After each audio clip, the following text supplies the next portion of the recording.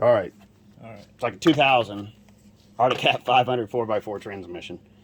Originally, the output was with a shaft that ran off of this bevel gear here.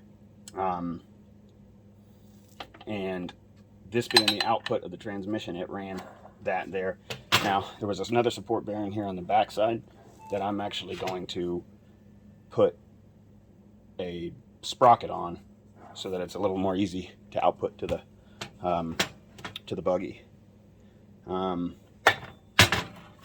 So what's crazy about these transmissions, surprisingly enough, is they're a dog box and a sequential.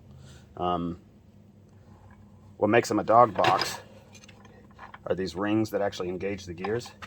Okay. They call them dog rings because they kind of look like I guess people think they look like a dog collar or something, you know? Right. That's how the gear is engaged. Okay. Usually, you'll have what are called synchronizers or synchros, and they're like two little clutches that meet before the dog type ring meets. It's a little different. Like this is a much smaller inside of here kind of thing, but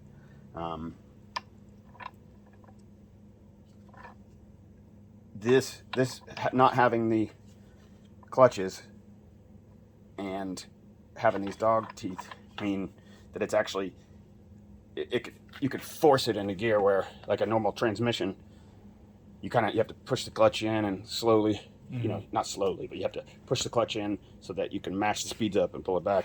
Right. This matches the speeds violently and instantly. So what makes it sequential? So what makes it sequential is right here.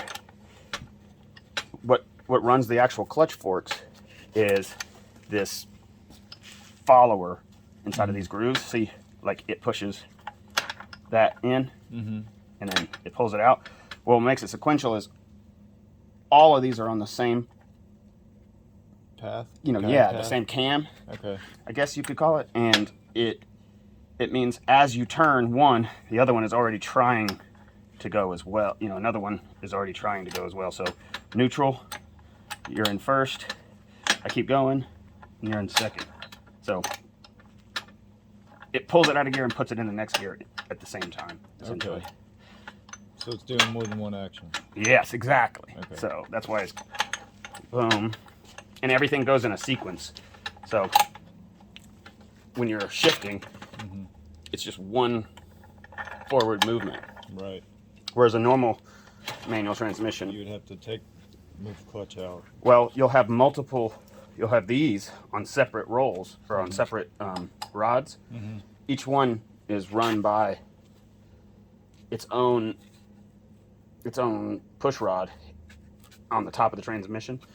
And so when you're moving the stick around, when you kick it this way, the other end is selecting for this rod. Right. And then you push it forward, and that'll move a shift fork into another gear, and you're going off to different. You know, they're not all on the same setup. And kind of the way this all works is. All right, it should be, no, not yet.